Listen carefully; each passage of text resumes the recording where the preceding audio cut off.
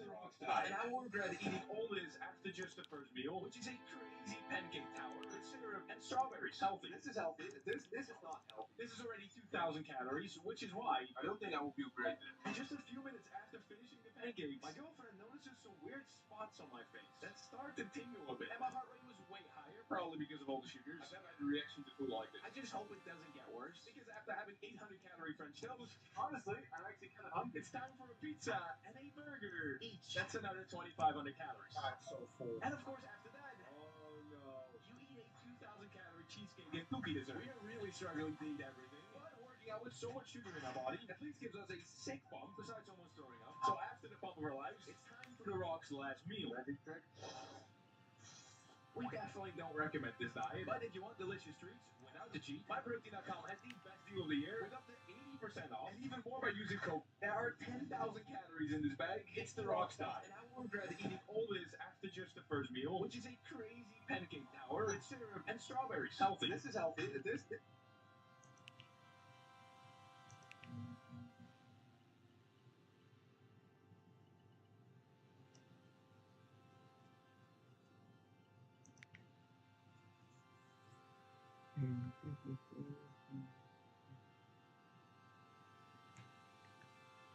Three legal loopholes everyone should know.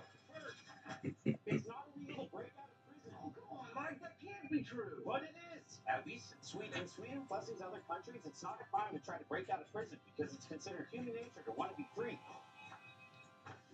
Freedom. However, any crimes committed during the escape, like taking out a guard or destruction of property, are still against the law. That's right, buddy. Do you know how many plastic spoons you littered back there? Good thing I live in the States. Some states let minors drink with their family on a private residence. Best dad ever! But what's crazier is in Michigan, underage drinking isn't a crime if it's for a sting operation. Here you go, some other guy's son. Gotcha. Free. But no cost to solve this next loophole. The zone of I lost a bet. located in this area of Yellowstone National. I lost a bet. People think it's legal to commit any crime. See, only when you commit a serious crime, you have a right to be tried by a jury. But since no one lives in the zone of death, there'd be no one to make up a jury. The truth is, if you commit, you'll likely just be lost a bet. federal court. Three legal loopholes everyone should know. First, it's not illegal to break out of prison. Oh, come on, Mike, that can't be true. But it is. At least in Sweden, plus these other countries, it's Minor not a crime to try to break out of prison because it's considered. Also, for those of you who applied to join Visions, the application is still there, but at the very end of today, I will be taking down the applications, and I will review the applicants.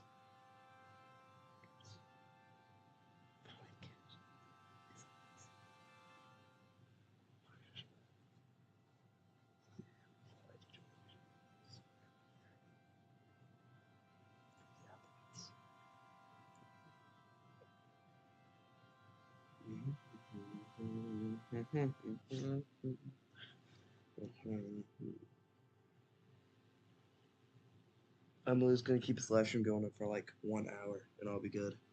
1 hour, yeah.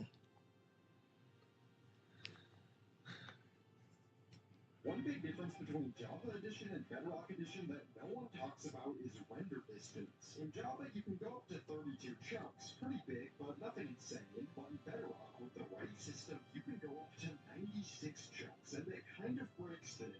And when I say breaks things, I don't mean wacky, I mean overpowered. Here's 96 chunks. You can see this village and another village back there with an outpost, and then a mesa and a super far back. Oh my goodness, there's no way. 32, it's this. I just don't know if you were meant to see this far in Minecraft. Like, you can literally see the outer end of one big difference between Java Edition and Bedrock Edition that no one talks about. I haven't shared it yet. I'm tired of getting it for owning an Android. Guess what? My charging cable won. All the new iPhones are USB-C. Your lightning cables are obsolete pieces of trash. And why do I get it? Oh, when I text you, your speech bubble is green. What? I'm tired of getting it for owning an Android. Guess what? My charging cable won.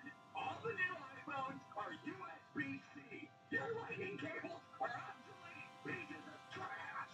And why do I get it? Oh, when I text you,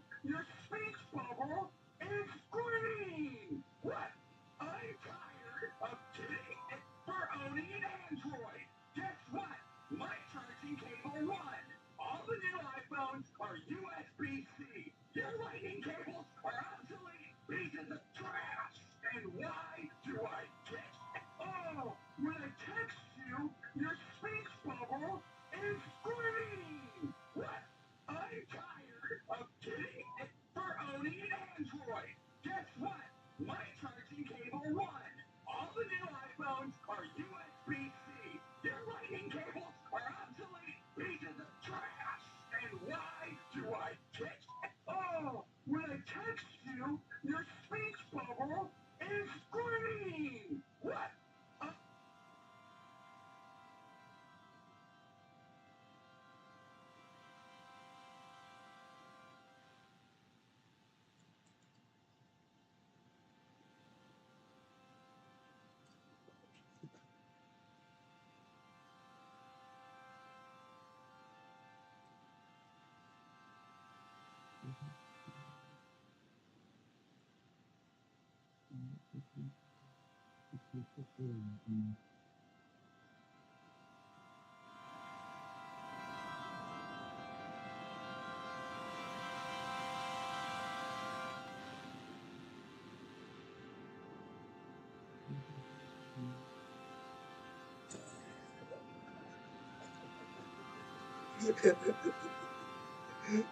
Jesus.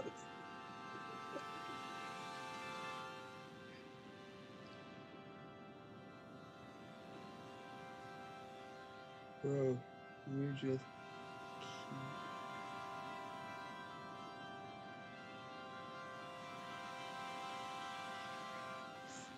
Bro, you just keep catching strays. She's still better than fighters.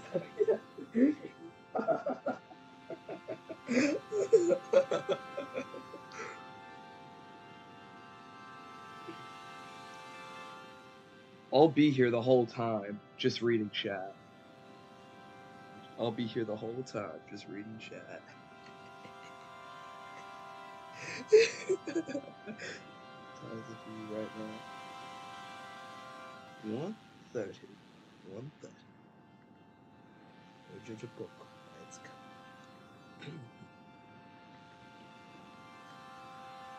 The worst picture ever was, I know this sounds great, but maybe it took a lot of people to figure it out, but there's definitely a lot more scary, disgusting, or infuriating pictures out there. In my opinion, the worst is posting. There's a lot of great stories, obviously not myself. It's been spread all around the Call. internet the past few years as some motivation. Don't give up. It's just right there. The question sometimes, if you're working really hard to a special job or promotion, but an important life lesson, there's just sometimes a solution, or maybe just give up altogether. For example, if you show this industry a gambler $30,000 in debt, they have the potential to keep going and lose $100,000. Okay, you liking the Simply scene? think they're right on the edge of their big win. Now, to be clear, this short isn't telling you to give up on your dreams. Just be smart. Know when your approach isn't working. Don't let this picture pressure you, because in my opinion, the worst picture.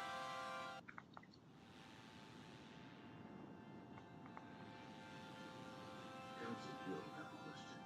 Maybe they'll be happy to know that they solved non-their but will they be happy with your techniques? I have no problem explaining myself. Now let me ask you one thing. You see, you make the Jedi mutually keep peace. They continue to take everything which Senate says as law. Luckily, we have got it behind us. No leader. Window.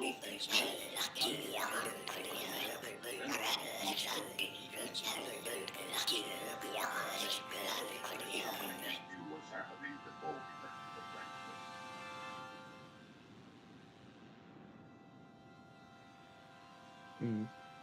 I lost the bet.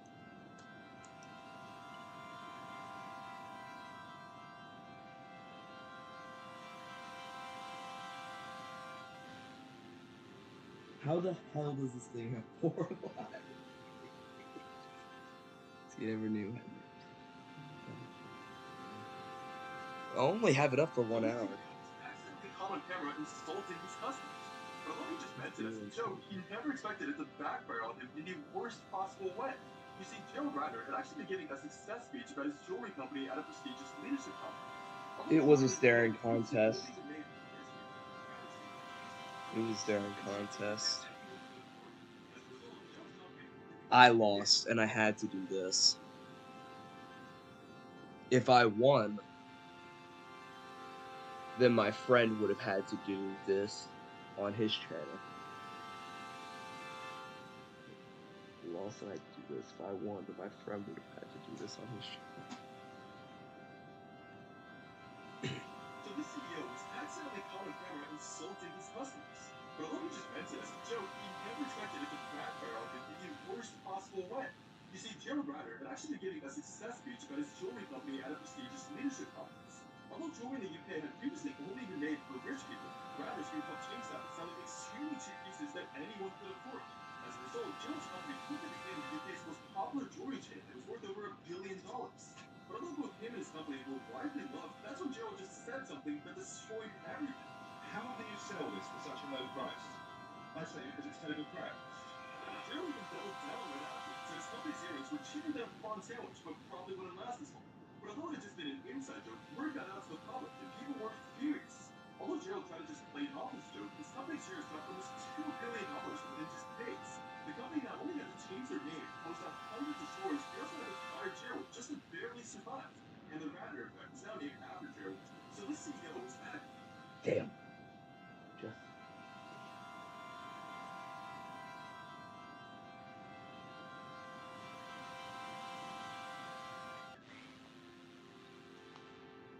How powerful is Ebony Maw of Thanos' black hole? Demonstrated perfect control of telekinesis, also levitation and flight. Thanks to these skills, can take advantage of what is in their environment to use as weapons for both attack and defense. Managed to keep subdued Thor, who at that time was weak. With a single movement of his hand was removed from the middle to call up City, who, as could be seen, is an individual of a large size and corpulence, which would indicate having a considerable weight. He made a small movement with his hand and managed to send Iron Man flying, split a car in half with one hand, reacted and dodged Cull Obsidian's weapon in a matter of seconds, took Wong out of combat and confronted Doctor Strange and There will be another stream after this. There will be another stream after this. Within the next few days.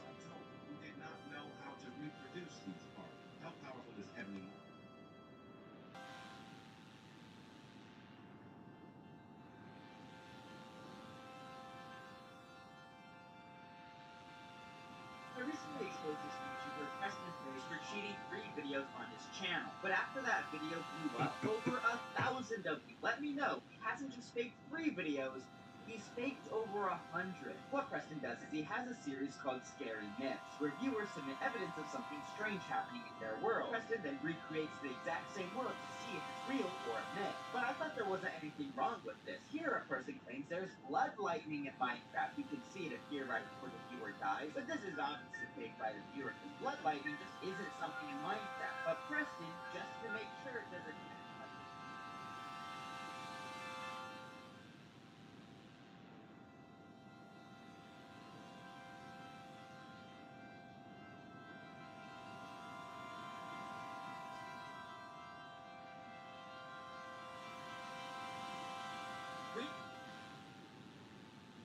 TaxAct doesn't care which tax filing software you've used in the past.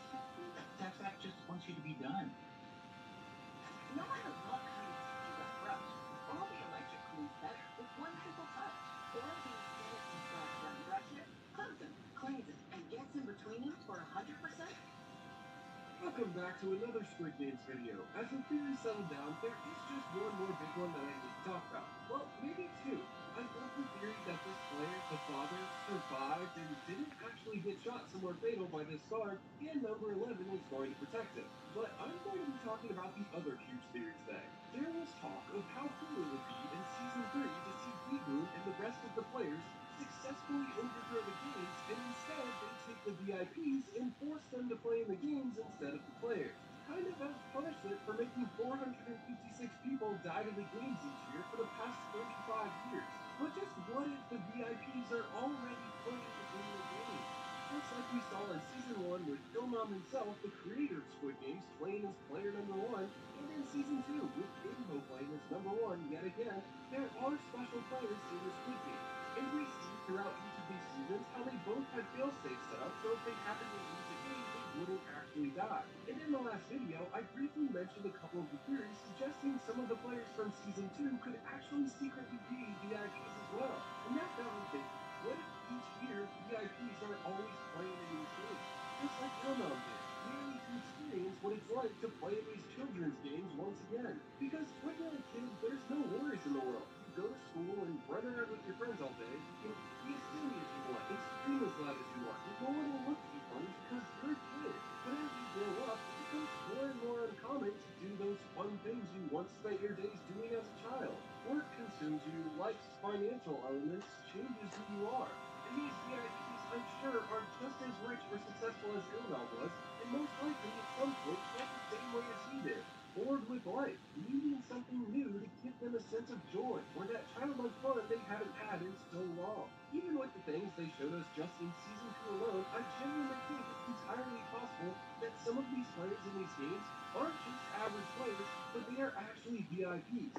This scene right here, Ethan is in the middle of the rebellion, he's marching his men to storm the castle, and we see right here at this point, the guard seems to lock eyes and recognize the frontman. Of course, he gets shot. What if it wasn't his face he recognized, but it was his number? What if he saw he was number one, and all the guards were given a list of special players they were not allowed to kill? And of course, number one is top-level priority to not kill. Think about it. This season they revealed that the guards, too, are random people the games recruit who are struggling with life on the outside. And in Season 1, it Ilmo himself, the number one coach, the person who linked the games was walking playing these games, you know they emphasized so much to each and every guard not to let player number one die. But if all the guards really are just people they recruited off the streets, I highly doubt they're going to tell all of these people that player number one is the person that created the Squid Games. He's the number one CEO. How about the latter? Because what if one of the guards held repressed feelings against the games for enslaving them in this work to pay off their debts? If one smart person picks apart what they're doing here, what's to stop them from taking over CEO? If anything, he's much too important to let all these random guards know who he is. It would be much more safe for his sake to keep his identity anonymous and not reveal any information that would give any guards any crazy ideas. And instead, they were just given a special player list. And on this list, prioritized was a couple player numbers whose special players would not be eliminated. That way, Ilnom's identity is safe from any disgruntled guards, but they all still know not to shoot him if he happens to fail a game. And this is the same with Inho. We constantly see how protected the games are with all of the workers' identities. And not just when they're around the players, but also behind the scenes, behind closed doors, when it's all just the workers. I think this is another easy way to keep everyone equal and emotionless. There's a lot less problems when it's just a new job and nothing's questioned. So I can't believe that the front man would work. Especialmente cuando estás usando papel higiénico que se rompe. Entonces, las son tienen la textura de tejido en forma de diamante y fáciles de crafting. Qué rico, para que puedas usar menos. Disfruta y con Charlie. Dinner on autopilot. Eat smart with Factor. Himself to all these guards and trust these random people not to shoot him. What if he mistreated one of them in the last games and they're still holding his grudge over it? Who's to say any of these guards aren't mad at how he treated them? And what a better way to get back at him now that he never died if he doesn't? Again, it would be safer for him as well if the guards didn't know that he was the front man, but simply that he was a special player that was to be protected. And that's why the guards that realized that were so shocked. That a special player would be behind the uprising, killing the guards and trying to overthrow the games. I'm sure they know to some extent of the VIP's existence and other large sponsors' involvement to run the games. This would be just as equally shocking as realizing the frontman was doing this. Because what if there is a list of special players, but the guards are instructed to not kill if they lose? We saw how easy it was to eliminate or deportation marks the player while keeping them alive. And what if there's more than just player number one on this? I saw in the comments of the last video when I mentioned this theory, which go watch it if you haven't seen it. It was one of my favorites. But I saw people were going back and forth over a scene from Season 1 saying that when Junho was looking for directors for the games, that there wasn't a player number one, suggesting that each year the player number one spot is reserved for a special player. They will be inserted whenever they want, seeing that in hopes that basically skipped red light, green light in season 2. I wonder if it's his favorite thing. Each year we see him set his own little ambiance, like a girl taking a hot bath, putting on the bath water, turning the lights down low, putting on some soothing music, and last but not least, finding something to watch on your iPad. Except his guilty pleasure is seeing 200 people get killed off in a children's movie. But I didn't remember, so I went back and looked at the Steam of Dream looking for all the records, and it's true. In one shot, when you look through the 2020 participant list, the first page seems to be player number 2, which is interesting. I would really love this theory to be true, but a second earlier, he did go through the list for 1999, and you could clearly see player number 1, and he had all the same information as any one of the other players has. So while I don't think player number 1 is a VIP every year, I don't see why they wouldn't be able to join and figure out which number they want to be for themselves. You can see that some of the VIPs like some numbers better than others. What convinced you to get anonymous tonight? Such a beautiful number! Plus, having lucky numbers is very common in gambling, and that's what these VIPs are doing. I think there's a high probability that some of these players are secretly VIPs playing alongside the normal players. Whether they lost a bet and that's the reason they're playing, or because they've watched the games for so many years that they're confident that they could beat them themselves, I think it's entirely possible that this year's games and all the years prior have had these special players. If you enjoy the Squid Game series and fun content I've been working hard on, go hit that subscribe button and tell me about your favorite theory in the comments. Only 5% of the people that watched the last video were actually subscribed, and I'd really love to see that number go up. If you want to support, I'd really appreciate the sub. Now, let's get back to the theory. I love the idea that 149 is a VIP. She mentioned it in the last video, and she just seems like such a sweet old lady, and I love the fact that she snuck a knife into these games. Just like Ilnom's fail-safes that ensured his survival in Season 1, and Inho's fail-safes that made sure he was safe too, I think this is just an extra fail-safe for 149. She did mention that she survived the Korean War and used to play Ganji with bullets, so it's possible she's got some experience in hand-to-hand combat, making her a deadly little thing with that knife. I would love to see her step up and get a chance to use it in Season 3. Games are extremely thorough as we see them going through everyone's belongings when it gets to the games, removing any contraband that they're not allowed to bring in. I'm sure they checked Ihu extra thoroughly or were tipped off about his tooth tracker from the captain, but still, they would have no problem taking away this hairpin since even on its own it could be considered a weapon. But if the guards had a special players list, maybe they let the VIPs keep what's in their pockets on purpose. Or what if she just didn't even go through this whole process? What if she just showed up to the games and got changed herself in the dressing room? It was also interesting to see how upset she got at her son once she realized he was in the games when she was in the games herself. Almost like she was playing in the games willingly as a VIP, but she as a mother was genuinely upset and mad that her son was there. I mean, it would make sense. If she was doing somewhat well in life, maybe she never realized how much financial trouble her son was really in. I love how protective they are over each other all season long, especially at the end when Ihu is asking for volunteers to fight back. Just as her son is getting the courage to join, she stops him and she keeps him here with her, safe from the fight. I'm sure if she is a VIP, she has watched how motivations. Oh, the love. I'll be with Mayo team reach. This players get murdered for standing up to the guards and doesn't want his son on the end of unnecessary incoming fire. If you remember after Marvels in Season 1 when Ilnom is about to be eliminated from the games, he gives Ihu his number 1 jacket, which may have been a sign to the front man and the guards to favor him in the next game. You see, out of all the players in the bridge game, with statistically the hardest rate of survival out of all the games, Ihu has the best survival out of everyone. He was the last player to go in the bridge game. Since he was the last number, I'm sure he could tell the players to go from smallest to largest number, or the other way around. Sign of giving his jacket to Ihu. I wonder if, for some reason, 149 fails the game in Season 3, if she could give her jacket to her son to protect him. Because right now, theoretically, she's on the special player list, and he is not. And the he's in danger of permanently being eliminated. Just something interesting to think about. Also, in the end, after the rebellion and the guards rush into the bunks, she convinces player 120 not to open fire on the guard. Not only does she know that by now the guards will be organized and have the upper hand, but she didn't want to be caught in this unexpected crossfire. Because while these VIPs might want to play in these games, I don't think they want to die in these games.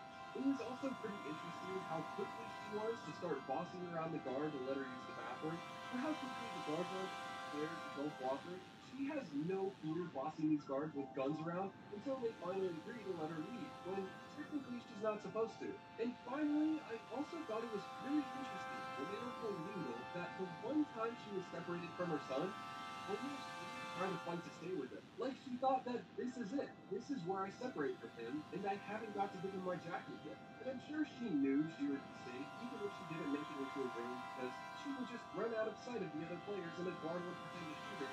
But I thought it was super interesting that out of all the people, Inho would be the one to save her. The front man himself. How convenient. I'm sure the front man knows the VIP's true identities, but I'm not so sure the VIPs themselves know the front man's face. She might just not know who he is, and that's why she was so quick to chew him out when he mentioned her son. Now, moving on to the next possible special player is number 100. Yup, it's just 001 Flipped. Who would have thought? This man single-handedly kept the games going all season long. Not to mention that he plays through each of these games pretty much fearlessly. But every single time anyone ever thinks about trying to stop the games, he's the loudest player telling everyone to keep playing. Just one more game and just a little more money. Being 10 billion won in debt is a crazy feat. That's almost 7 million US dollars. While this could just be a backstory for his character he made up for the games, what if he made a 10 billion won bet on the last 3 games and lost, and this was just part of his punishment? He's played pretty flawlessly so far, but I would keep an eye on him. It seems like he's chosen a character to play similar to who he is as a VIP in real life. Someone who's been quite successful financially and is very money focused. What if he made a bet with another VIP, or all of the ones that came out and watched last year's games, that he could win the games himself? What if he has to win all 6 games to win a bet of 100 million won or something crazy? And that's why he's been pushing so hard to keep playing these games. I wouldn't be surprised if after 30 years of Squid Games, the VIPs are always finding new ways of gambling and betting on them. Because while the real moms seem to play the games to experience the childlike fun one more time before we pass, it seems like Player 100 is going through these games simply trying to complete them all. Interesting theory to think about. Now, moving on to the next special player, number 388. This is the one that I would think is a bit more far-fetched because of how young he is. Most of the VIPs are much older, but I guess it's not impossible that someone as young as him became the CEO of a massive tech company or something. But the theory for this starts with player 388 being 100% absent from the entirety of episode 3. I don't know if you watched the last video, but I spent 12 hours combing through episode 3 frame by frame, looking through all the players' numbers, hoping to find the real player 1 to see if there was someone Inho replaced after that game. And I wrote down all the numbers I saw, all of them. And 388 was never received in any of these shots. Even the moments before the game, he was nowhere to be found. Whether it was because he showed up late or he was simply like Inho and just didn't want to play in this game, he didn't show up until the beginning of episode 4. And suspiciously enough, really close to when Inho comes over and befriends Ihu. And out of the 365 players that are left, there's such a small chance that he would come over and befriend Ihu's group randomly. I wouldn't be surprised if he recognized him from the 2021 games and wanted to meet him and play beside him. Not to mention his name that he chose literally means huge tiger. And we know how much the VIPs love their large animal masks they wear. And just like if Inho's team lost in the pentathlon, the guard simply would have shot everyone else in the room, it would be extremely easy to do the same thing for 388 since he was on the same team, protecting him from permanently being eliminated. And then in the end, at the rebellion, it seems like he was so scared when they were being shot at. Maybe him being a Marine and the tattoo was all just his character's backstory, and that's why he was so scared. He didn't sign up for being shot at. He just wanted to be a player in the games. And once that shootout happened, he realized he had gone too far. He was in too deep. He saw his opportunity to get a breather and left. And that shot of him looking down at the walkie-talkie of the other players calling for help and him just staring at it, you can't tell me that doesn't look sinister. And if he was on the special players list, they weren't supposed to be shooting at him that closely. So there's no way he's headed back into that mess. And that's the real reason that he didn't return with the extra ammo in him. Tell me what you think of this theory of multiple VIPs playing the games, and if you'd like to see I think it's very possible. Oops, sorry.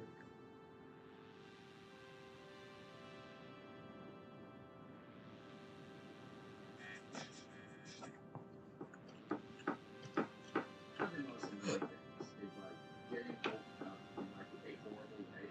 My mother would have like a full-blown conversation with me when I'm asleep, and it's like, dude, do you see what I'm doing right now? Like,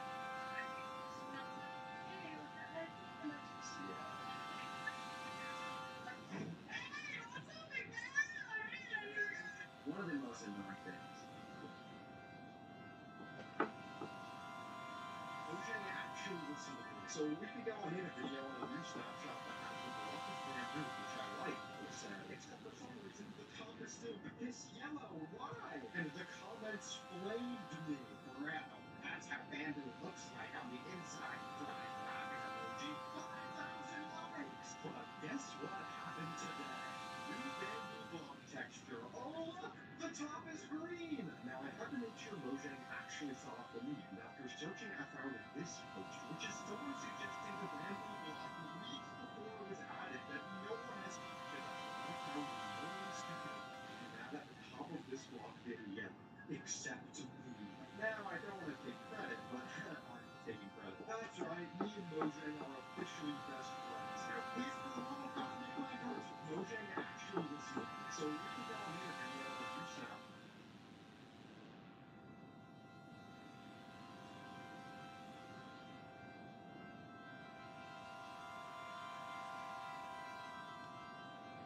This boxer had dreamed of it, and this was supporting the match the next day. You see, this team was so realistic that Sugar Ray Robinson was just shaken to his core. Although he was supposed to be fighting Jimmy Doyle for the World Championship, Sugar Ray actually just insisted the match be called up. Despite being known as the greatest boxer in history today, he just told his manager that he was out because he was terrified his dream would come true. But since the fight was already way too hyped up by then, the organizers just refused to cancel it. And as it turns out, they would really come to regret that. You see, even when Sugar Ray still kept trying everything to not fight, he was told he didn't have a choice. So when a priest was called in to convince him to fight, he finally gave in. On the night of the match, everything was going fine, and it seemed like Sugar Ray had just been overreacting. But in the 8th round, he suddenly caught Jimmy Doyle with a hard left hook.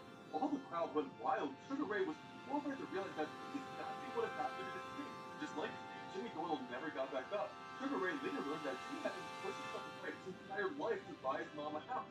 So Sugar Ray just donated his earnings from his next 4 fights so she can still get that house in her son. So this pro boxer had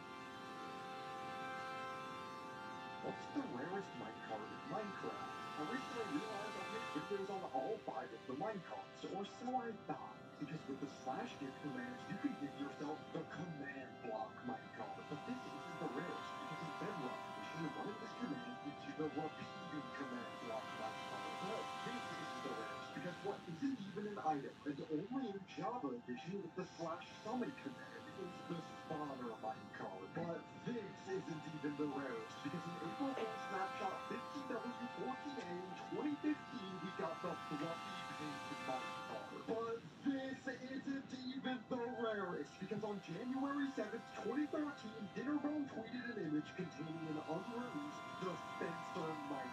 What's the rarest?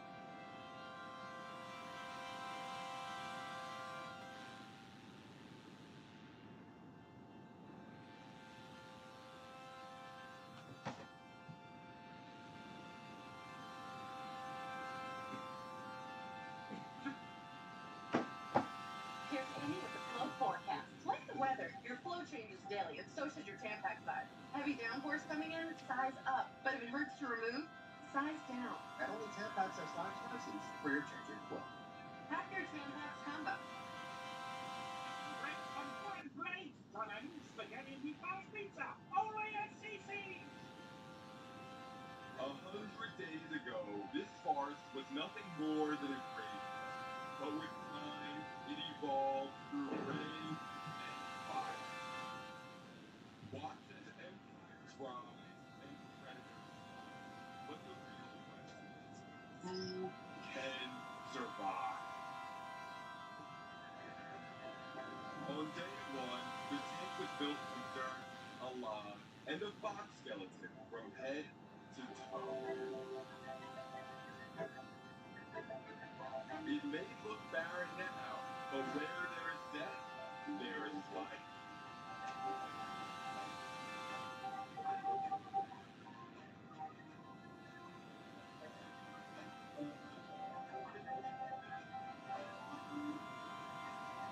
The first plants began to emerge, and they overtook the land. There were animals both big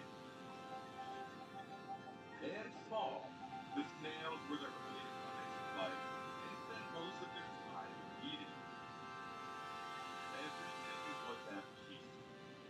Though this peace wasn't going to last for long. Plants were disappearing at an alarming rate, and not because of the man. Something else was eating them.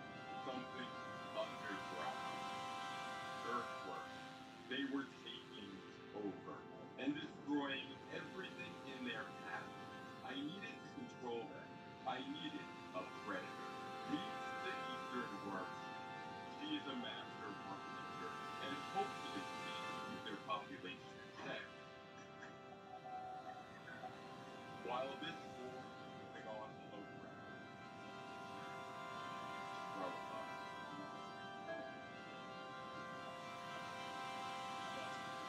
They are one of the fastest growing species on our planet, and snails emerged to feed.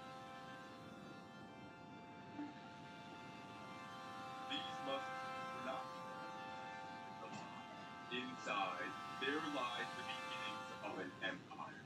This is a queen carpenter ant, and she's raising her first batch of young.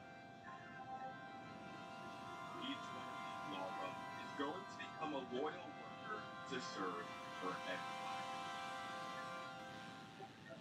By day 21, the plants had grown dramatically. There were now many forms of life, but could they live together?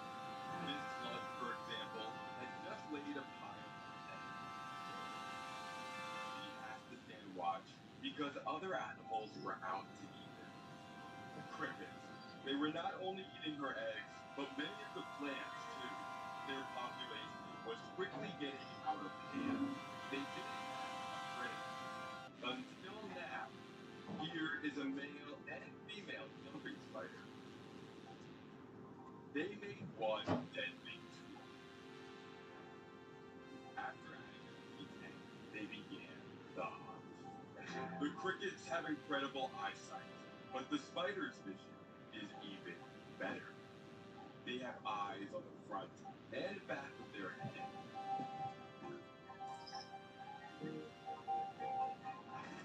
With only one bite, he is totally paralyzed. It was time to enjoy her hard-earned youth.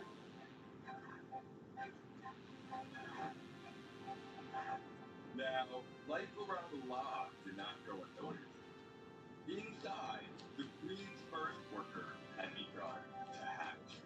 The queen helped her emerge from her cocoon until she could stand on her own 6 feet.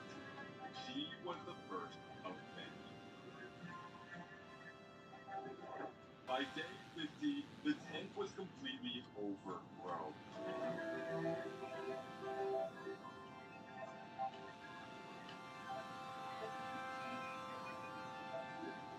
The plants were choking each other out. I needed something to eat them. Something big. Meet the spike plate millipede.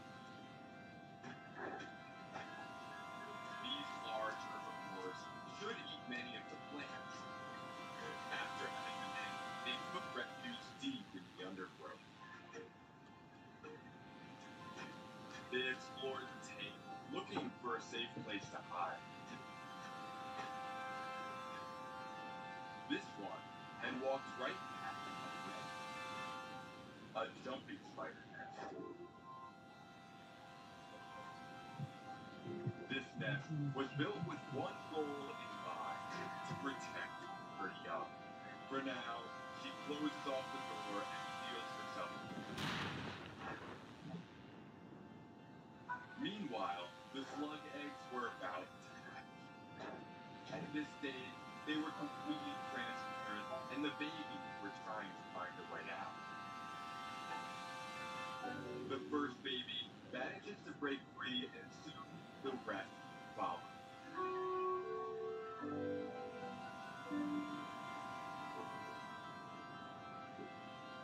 Clouds formed, and all of the animals needed to hide. It could only be one thing. It was about to rain.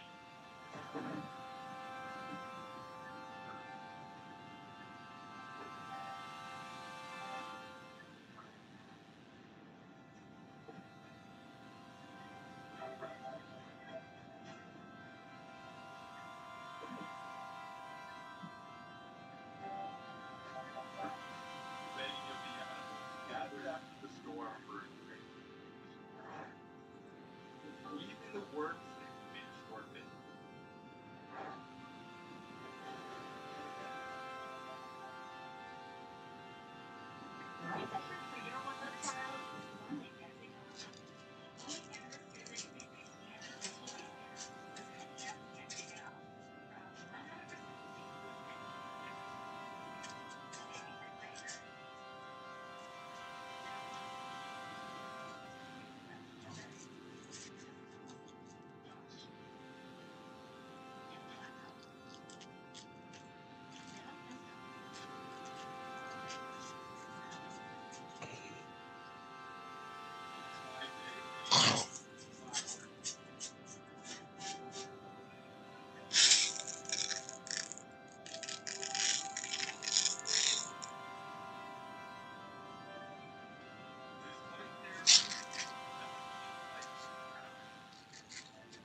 The jumping spiders were having trouble finding food, and the ants were taking over.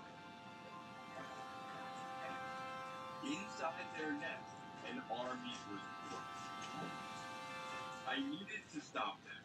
It was time to introduce a new friend. Here is a group of scorpions, and not just any scorpion. These are wood scorpions. They have powerful claws and venomous venom. So, it was time to add them into the tank. I carefully lowered them into the undergrowth.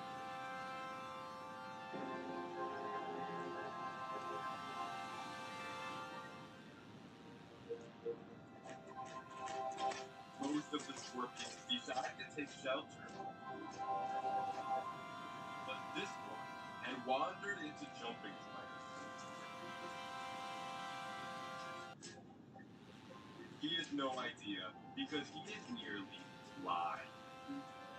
His only option was to stand still.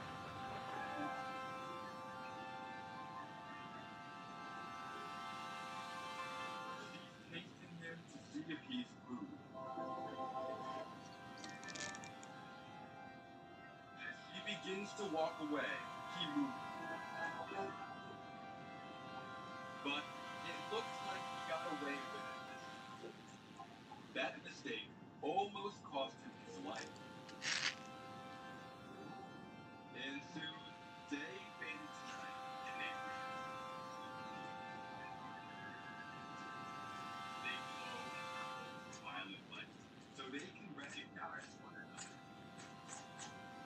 In the shadows, there lives another big group, the ornate harvesters. They scavenge the dark terrain for whatever food they can find. By day 90, the dry season. There was no more rain, and the ground began to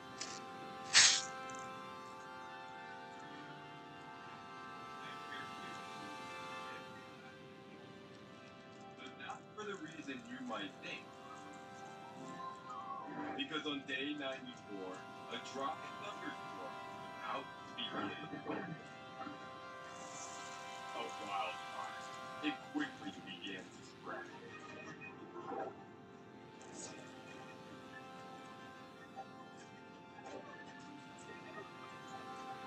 Everything began to burn until every last plant. Or so I thought.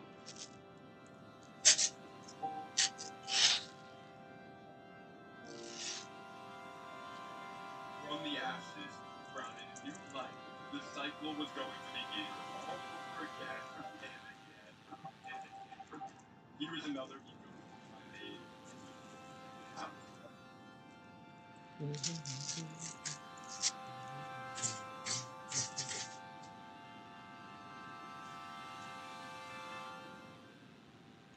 Okay. Yes. One way to tell people about this book is how you know.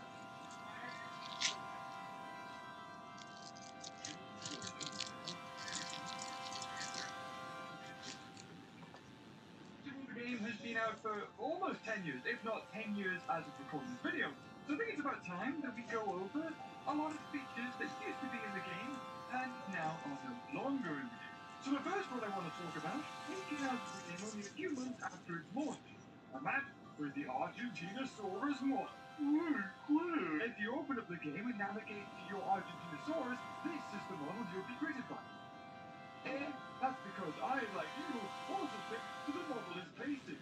But it didn't used to look like this. It used to look like this. Yes, lovely and chunky. This was the original model that was in the game at launch. So when he was given skills, he invited me to go to this because they don't travel. Why this model went missing specifically from the game. And the answer may shock you. It was ugly. Straight up, that's the answer. I think this makes it officially the first dinosaur in Japan from graphic game because it was literally too ugly to use it. Apparently, other changes that were in the game at the beginning were quickly changed with a Galileo skin. There was originally a very saturated dark blue. Later changed to this though, and I guess they just kept it with level 40 instead. And the most infamous was the Spinosaurus. Spinosaurus was and still persists to be one of the favorite dinosaurs in the entire franchise. And it would be the most beloved of it. Maybe the level 40 was very toned down to begin with, but this was later changed to the Spinosaur that looks like this. Next, we have a change that may have flown under a lot of people's radar. Unlike the previously mentioned dinosaurs, the Stegosaur model stayed in the game for a good few months, if not up to a year, before magically transforming into this. The old ones have a lot of detail on the legs and skin textures. To my own personal opinion here, I much prefer the older stuff. There was never any reason given for the change, but we can assume it's probably for the same reasons given for the Argentinosaurus model change. Before we move on to things that aren't just cosmetic changes, I want to also mention that the level 40 Superosaurus has a little bit of a different skin back in the early days. It too. There could have also been some other ones, but obviously I didn't have those unlocked or didn't encounter them or I lost the time. So let's get on to the first feature to be removed from the game. And that's the special missions and live battle events you get from the pack. That's right, in Mystery Pack you could actually get missions and live battle events. As soon as they were collected, they would expire in a set amount of time. The prizes for the live battle events were actually really good, rewarding you with a dinosaur of the same rarity as the event. The missions weren't anything to write home about, so I don't really miss those too much. But the fact you would even get books is something that's completely unheard of in the current state of the game. The live events were removed due to them giving the player way too good rewards, and also to make way for the actual tournament, more than likely, as the live events had you face off against real people. Cough, cough. Speaking of mystery packs, you can also buy mystery packs for boss packs. It seems like a terrible waste of your money and books. However, I can only appreciate how much better it was opening mystery packs than wasting your money on a legendary pack. And comparing the two, not too long after I made that video, they promptly took down the feature which allowed you to buy mystery packs first. Still to this day, have no idea why they did this. Thinking about it, people are still spending money on the game, right? The only reason I can think as to why they removed this feature is due to it never actually being intended to be in the game. Aside from the obvious, we don't want people to get that many dinosaurs that quickly, which was probably the most likely reason. A big change that happened to the game, and arguably the worst one, was the change to the battle stage. When you first start the game, the battle stage is how you unlock dinosaurs. And every time you level up, you have another stage to take on. The reward would normally be a dinosaur, which would automatically unlock it in the dinosaur market.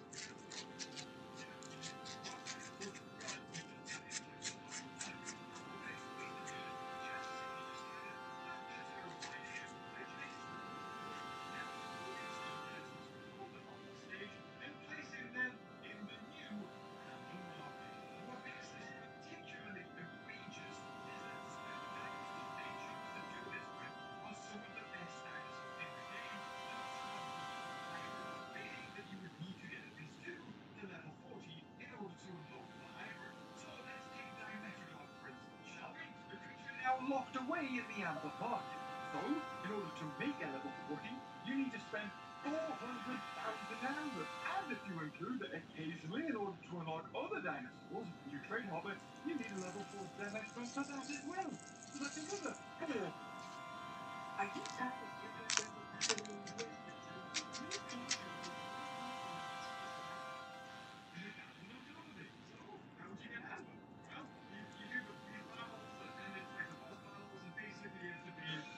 they afraid just to even do that. So, as a player, this single change is probably the worst thing Jam City has ever done to this game. A deliberate and unashamable attempt to pad out the game and to twist your arm into coughing up and spending on microtransactions. And there was one event that I don't think I've seen in a long time. So I'm putting it here. This is the Raptor Rumble, or the TRX. There are only two of these events in which we try to take on any dinosaurs of that species.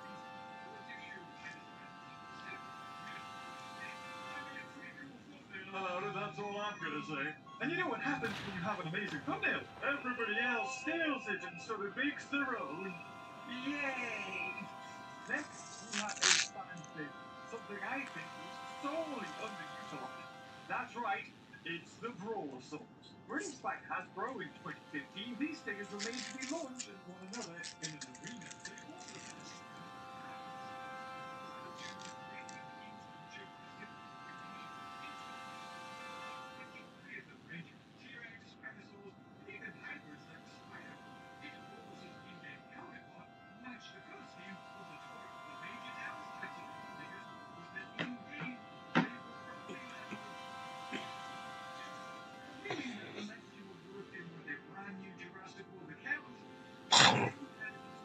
and that's why I think this was wasted.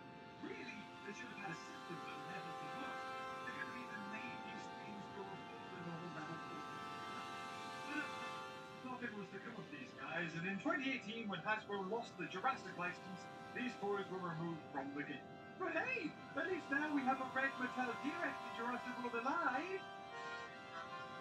Another feature that no longer exists are the star rating systems in the game.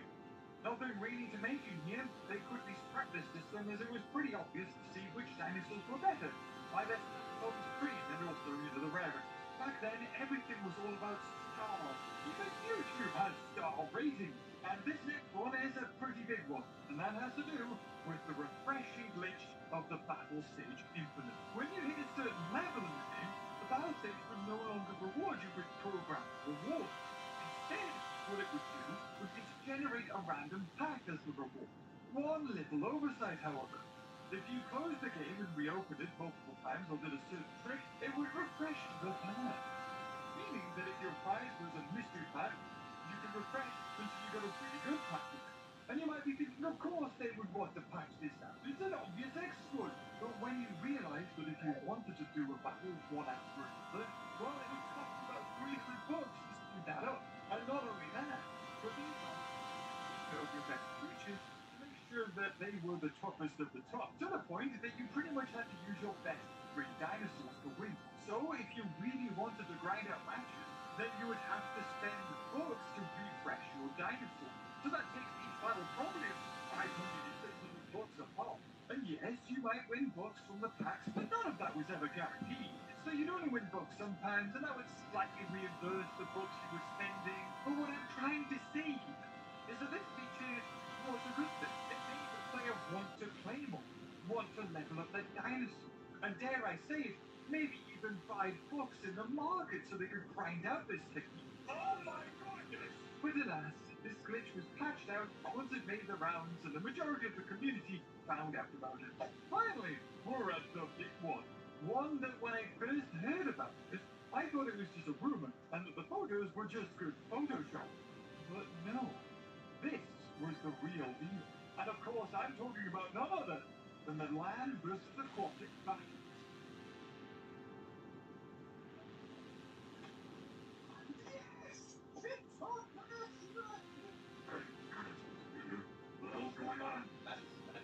This particular glitch was something that everybody wanted to see. Obviously, the dinosaur looked a little bit out of place, just sat on the ocean floor, but just seeing a mosasaur taking on an Indominus Rex was every Jurassic World fan's idea of cool. To achieve this, you had to first start a battle, that being the monsters of the deep.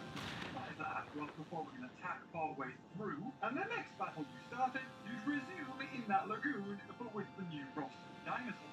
Of course, this whole glitch could be reversed as well, so you can have the mosasaur flying around the visitor center attacking giants. This never got as much attention as the lagoon glitch. But I remember, so I'll make sure you remember it too. Look at him fly through the wall. Closing and reopening and exiting out the app in this way actually committed that battle to the game's memory, see? So the next time you would start a battle, let's say a land battle, you'd be chucked back into that event Monsters of the Deep, allowing you to take on whatever was in that battle under the water.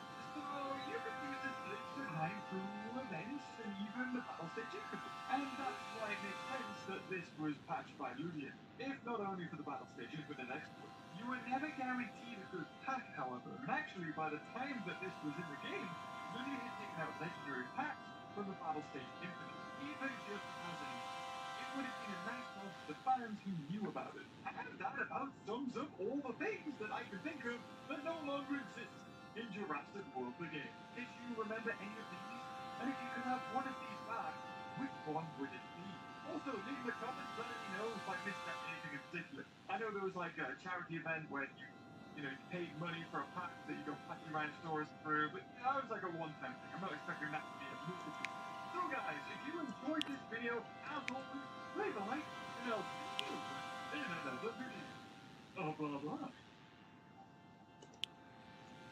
Who are you trusting? Your boyfriend? No. Oh, a car? You sure can afford this?